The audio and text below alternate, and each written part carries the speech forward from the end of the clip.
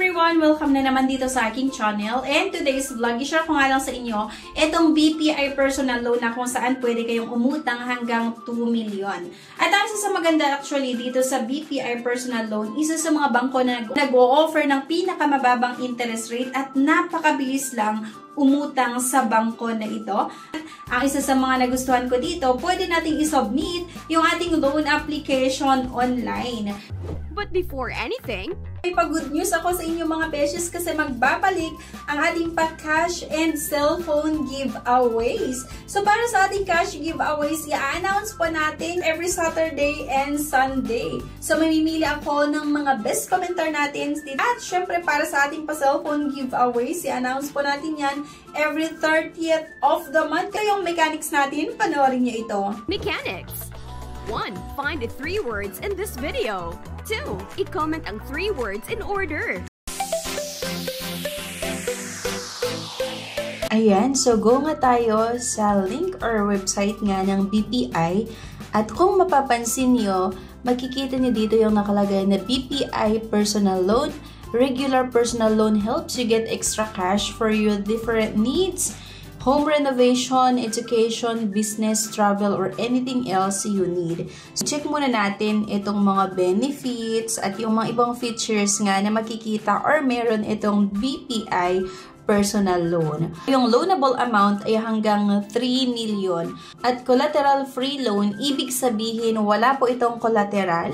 Hindi natin kailangan i-collateral yung titulo ng ating bahay or lupa or yung ORCR ng sasakyan kasi nga non-collateral. And then, flexible installment terms, pay in 12, 18, 24, 30, hanggang 36 monthly installment. Diba? So, mahaba din itong ino-offer ng BPI na payment terms kasi 12 hanggang 36 months. Pay through our automatic debit facility. So, pay your monthly installment conveniently online through our automatic debit facility. Pag sinasabi nating automatic debit or auto-debit, meron kayong account or kung saang bangko man yan or dito sa BPI, kailangan nating mag-enroll nga sa auto-debit. Halimbawa, ang due date natin is every 15 of the month. So, sa 15, ide-deduct ni BPI yung monthly amortization nyo doon sa bangko or doon sa account na ni-register nyo. So, dapat on or before yung due date nyo, napondohan nyo na yung account na yon kasi doon nga magde-deduct yung BPI doon nga sa ating monthly amortization. So, yun yung sinasabi nating auto-debit. Kaya maganda na kasi hassle-free na rin. So, paano nga ba mag-apply? Number 1 nga, i-fill out natin yung online application. Kaya pwede tayong makapag-apply nga through online. Or kung may oras naman kayo, hindi naman kayo busy, pwede kayong pumunta mismo sa mga branches ng BPI. Then, magtanong kayo regarding nga dito sa personal loan na ino-offer nila. So, fill out the online application form. Number 2, upon successful submission, you will receive an email that your application has been received. Check your spam folder in case the message is not in your inbox. Number 3, wait for SMS notification regarding the status of your loan application. So, bago ko simulan na mag-try nga na mag-apply dito, check muna natin itong mga list of requirements. Dito nga sa BPI, pwedeng makapag-apply yung mga employed at pwede rin naman yung mga self-employed. So, kapag ikaw ay isang empleyado, ito yung mga basic requirements: valid Philippine government issued photo-bearing ID with signature or yung isang valid government ID natin, front and back po yan with 3 specimen signature. At number 2, latest 3 months payslip or latest income tax return, BIR Form 2316 or Certificate of Employment. So, may mga nagtatanong sa akin sa mga previous na naging client ko nung nag-assist pa ako ng mga gustong umutang sa bangko kung saan ako accredited na loan specialist. Ito, tinatanong nila saan daw ba kukunin itong BIR Form 2316 or yung ITR 2316. So, doon po mismo sa trabaho nyo or sa HR nyo, pwede kayong mag-request ng ITR 2316. At kung naka-1 taon ka sa present na pinag-workan mo nga, for sure meron ka ng ITR. Pero kung less than 1 year, baka hindi pa nila mapaprovide. Or kung hindi naman yung Certificate of Employment. At para naman sa mga self-employed, kailangan din makapag-provide tayo ito valid government-issued ID pa rin, photo-bearing ID with signature, at audited financial statement, 3 years, or latest income tax return, yung DTI SEC Business Registration Certificate. Madali lang naman itong mga requirements. Kung empleyado naman talaga tayo or self-employed, I'm sure kompleto tayo ng requirements. So, meron ding list of acceptable IDs. So, ito yung ID na tinatanggap nga ng BPI. Pwede yung passport, driver's license, yung Professional Regulatory Commission, or yung sa PRC ID nga, postal ID, voter's ID, taxpayer identification number, or yung TIN ID, government service insurance system, or yung GSIS, e-card, social security system, yung SSS card nga, senior citizen card, overseas worker welfare administration, or yung OWA ID, overseas Filipino workers, OFW ID. Medyo marami. So, pwede nyong makita ito or ma-check sa website nila mismo. At meron pa itong BPI loan policy and itong loan calculator. So ako, kapag nagtatry ako ng umutang sa iba't ibang mga bangko, lagi kong chinecheck nga itong loan calculator nila para malaman ko kung ano yung possible na magiging monthly amortization ko, diba? Kapag gusto kong umutang sa certain amount, kunwari 100,000. So proceed nga lang, and then ito, ayan, type your desired loan amount. So, for example, ang gusto ko ay 300,000, ganyan, 300,000 pesos. And then, click nga lang natin dito yung compute. Pero bago yan mga beshies, itong ino-offer pala ng BPI, meron nga silang personal loan at seafarer's loan. So, meron ding salary loan. So, kunwari, 300,000 pesos yung gusto kong utangin. Click nga lang natin yung compute. And then, makikita dito kung magkano yung possible na magiging monthly amortization natin kapag nga itutuloy natin na umutang.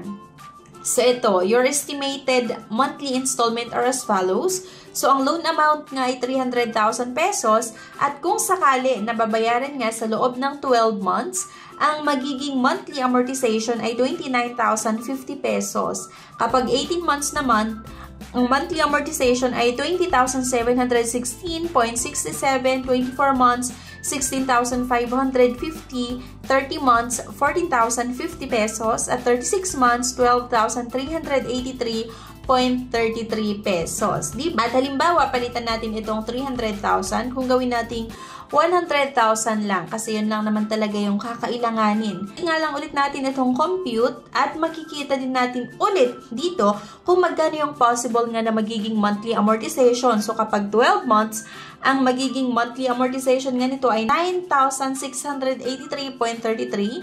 For 18 months naman, 6,905.56. 24 months, 5,516.67, 30 months, 4,683.33, at 36 months, 4,127.78.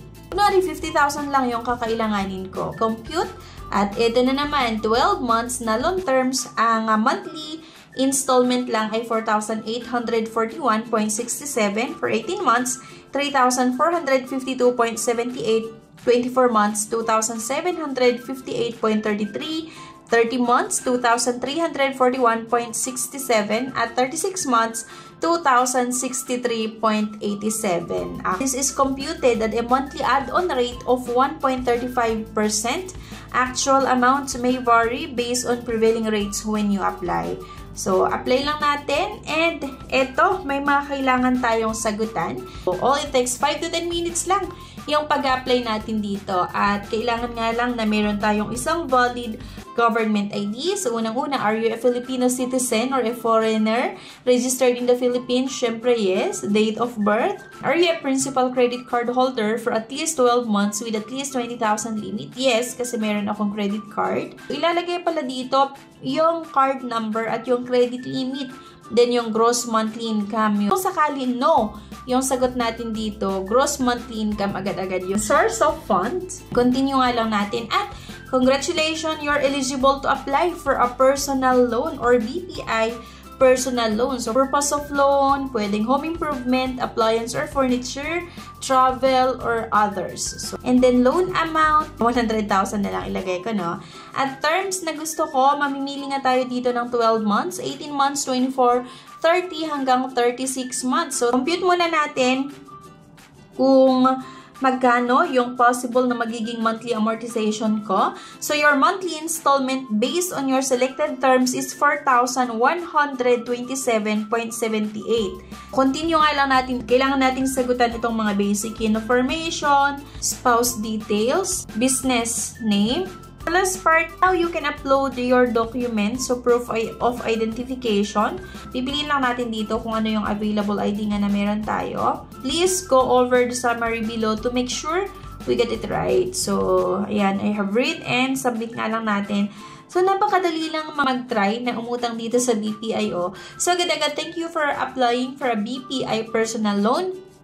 We will process your application and provide feedback within 5 banking days. Your reference number is, ayan, meron pa silang nilagay dito na reference number.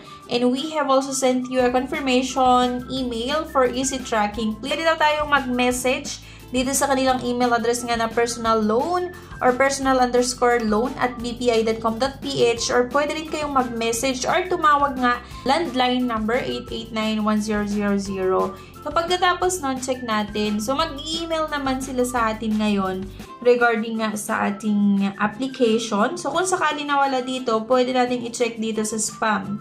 Minsan kasi napupunta dito sa spam. So, kagaya nito, halimbawa, mag-try kayo ng umutang dito. Kung wala sa inbox nyo, pwede nyo i-check dito sa spam. So, look safe. Thank you for applying for a BPI personal loan. And this is to confirm the receipt of your BPI personal loan application with the following details. So, ito yung date of application, loan type, loan amount, and loan terms. So, for easy tracking, meron din itong reference number na i-message nila para nga matrack natin yung status nga ng ating loan application. So, kung may mga katanungan kayo or halimbawa nakapag-apply kayo tapos inabot ng ilang araw, wala pa ring status, pwede kayong mag-message nga dito sa kanilang email address na personal_loan@bpi.com.ph, or pwede rin kayong tumawag sa landline number nga ng BPI 8910000. Ayan. So, sana makatulong yung video na ito sa inyo mga beshies, sa mga naghahanap ng pwedeng mautangan online para sa mga pang-renovate ng bahay, or sa mga gustong mag-expand ng business, or sa mga gustong magpakasal pero kulang sa budget, or di kaya gusto mo lang mag-travel pero kulang ka sa budget, pwede nyong i-consider yung bangko na ito. Anyway, thank you for watching. Please don't forget to click the subscribe button. Sana i-like nyo din po yung video at huwag nyong kalimutan na i-share. Thank you at see you sa aking next vlog. Bye!